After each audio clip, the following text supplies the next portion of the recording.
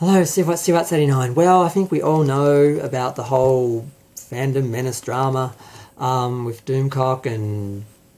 What was that other guy's name? I've never seen the guy before. I can't remember his name. Jamie or something? Ryan, that's it. Him trashing Doomcock and Nerdrotic not saying anything, and other people getting on Doomcock because he's a fictional character, but he's started to make fictional stories and fictional news. And the disturbing thing is a lot of people treat him like he's a news source. And I've noticed this happening. It's kind of weird, but something that happened today that was interesting. Indiana Jones 5 is filming, and they had pictures on the set. And who do we see on the set with Indiana Jones? Kathleen Kennedy, Miss Fired, gone, not allowed to touch anything. She's like poisoned, so she's not allowed to touch anything. According to Doomcock, she's been fired like 5 times. She's fired like every year, and it's becoming repetitive. And a lot of people are sort of kind of starting to call BS and say that Doomcock is making up stories that his fans want to hear. And this kind of proves it, because obviously she hasn't been fired. He just did a video a couple of days ago, I think 3 days ago, saying how basically Kathleen had been just shoved out again in another way. Like, it's been done so many different ways, I can't remember anymore. But apparently not. She's right there in the pictures. So now some people might suggest, oh, she was just there as a guest. They're just having pity on her because she used to produce them. They just let her come in for a day and say hello. But I'm pretty sure she's working on the film. She worked on all the other films. It's more her baby than Star Wars, that's for sure, because she worked on all the other Indiana Jones films. But as far as the other guys, what I hear is that Nerdrotic apologised to Doomcock. He said he should have said something sooner. He should have spoken up. He shouldn't have let it go this far. It's become a big drama over nothing.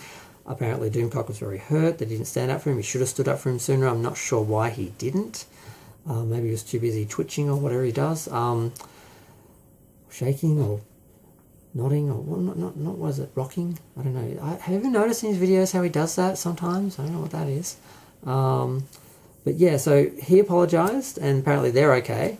And this guy, Ryan, because it wasn't just that he was attacking Doomcock for creating stories and basically lying, which is what people have been suggesting and accusing him of for a few years now. He said that his fans, the people who believe these lies and follow these stories over and over again that are obviously, obviously fake, that they must be, I don't want to say the word, but the R word, if you know what I mean. So they're basically saying his fans are a bunch of so he had to apologise for that, because not only is it a slur, and you're not supposed to say that word, he was, generalising and calling this whole sort of this whole Doomcock fan group, a bunch of whats. So he had to apologise for that, and he did. So apparently they're all good now. So Doomcock he's gotten his apologies. These people are now making it up to him or something. So everything's good. Apparently it's all good, but I don't really believe it.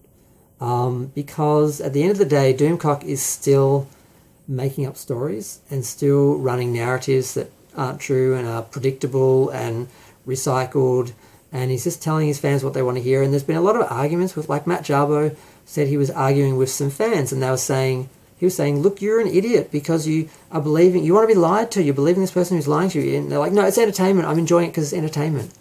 Now, I get that. If you know it's not true, but it's just fun to hear, that's fine. See, when I was listening to Doomcock, I thought what he was saying was true. I just naively assumed this person wouldn't lie or make things up because you're just going to look stupid when it's proven to be fake, which is what happened. And someone in my comments was saying, we're glad to see you've realised that you're being radicalised by these people. And I'm like, well, not really. I mean, the first couple of times I heard this story, I assumed it was true. And then once, contradicting things came up, I realised, this is not real. This is not happening. This person's just making this up. And I heard it for what it was. I wasn't drinking the Kool-Aid, so to speak. But I sort of initially was wanting these things to be true because, I wanted the show to end. I wanted Discovery to be cancelled. I wanted it to be treated as it should, because it is a failure as a show, but it just keeps getting renewed because of all these other political reasons and financial reasons and contractual reasons, which I do believe are all true. Because that's the annoying thing with Doomcock and some of the Night's Edge stuff. They do know a lot about these shows and a lot about how Hollywood works. Not so much from working through Hollywood, but through talking to and interviewing with and basically studying Hollywood and the way the industry works.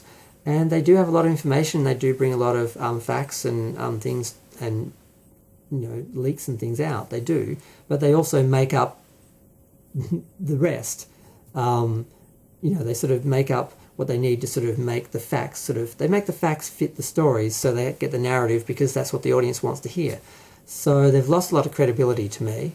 Doomcock has, and Midnight's Edge has, and a lot of the others, and it's really disappointing because I really liked these people as personalities, like Clownfish Media, ones like that. I really enjoyed listening to them, and I felt like they were my people, because we're all part of the post-geek singularity and everything and all that. And then you sort of realise these people's political views and they're just messed up, and you see them gaslighting and running narratives and like the whole we're not left, we're not alt-right, we're like central, or we're progressive, and they're just trying to bluff people and lure people in so then they can gaslight them and get their propaganda in there while these people are unsuspecting, because they don't just announce who they are, because if they did, people wouldn't switch on. Like, I wouldn't have watched them in the first place if they said, hey, we're alt-right, we believe in Trump. And like I was watching a video of the heel versus babyface guy. I don't know what his name is, but he's hilarious to watch because he is the absolute just physical manifestation of the screaming, whining man baby. When he gets going on a Batwoman review, it's like theatre. And you're just watching, just waiting for him to stroke out. He's just going crazy. And it's hilarious to watch, because you're hate watching, basically. And I'm not subscribed, but I do watch a lot of his videos, particularly on the Batwoman ones. And they are hilarious, even though he's offensive as hell, because this is hilarious how disgusting he is with his obvious views. And I saw him doing a video on Ian McKellen and what's happening with the dramas around the new Lord of the Rings show. And the way he was managing to both support and subvert the gay movement at the same time, or appearing to support while subverting it, is just really fascinating to watch. The manipulation that's going on with the propaganda and the narratives with a lot of these people. And it's disappointing because, like I said, some of these people I really like as personalities, and I've been watching them the last couple of years, feeling like I was sort of one of them. I'm a YouTuber as well, and we're also one big family, all sort of watching the same sort of things and caring about the same franchises. And you realise they're very different people with very different views, and they would not want to know me because of their political, they act like they're not homophobic, but they hate me. So it's difficult to deal with that sort of in general. But so far as the whole Doomcock thing, I went on a huge tangent, sorry.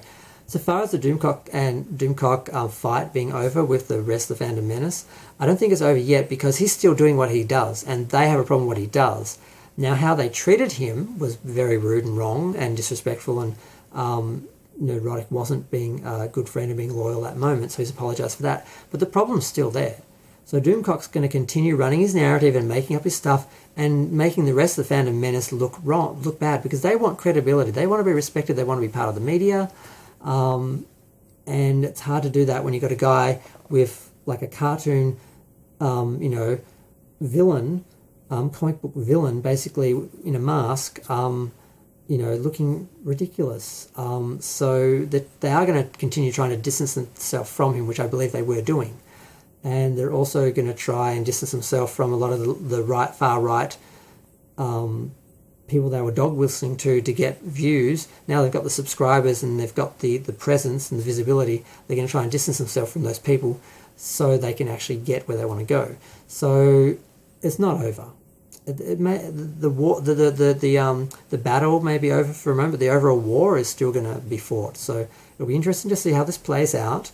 If they play nice, for how long and how it works. But I just sort of had a comment on that. I wanted to comment on the whole Kathleen Kennedy on set, obviously not fired. And this keeps happening. He makes these big grand statements and says, oh, but they're just a rumour, so he can have plausible deniability. And then when it turns out that's wrong, he says, like, well, it was just a rumour. Yeah, okay. But yeah, 10 minutes, I've got to stop talking. I try and keep myself to 10 minutes because I can just talk all day. I like talking. But feel free to share, like, comment, subscribe, let me know what you think. How close do you think these guys are to imploding? Will it be a gradual sort of disassociation from things, or will there be some big blowout like with Mecha Random being, just removed? I don't know. I find it fascinating. But I'm going to keep watching. Feel free to keep watching me watching that. And I'm going to go back to watching Kim's Convenience. Bye.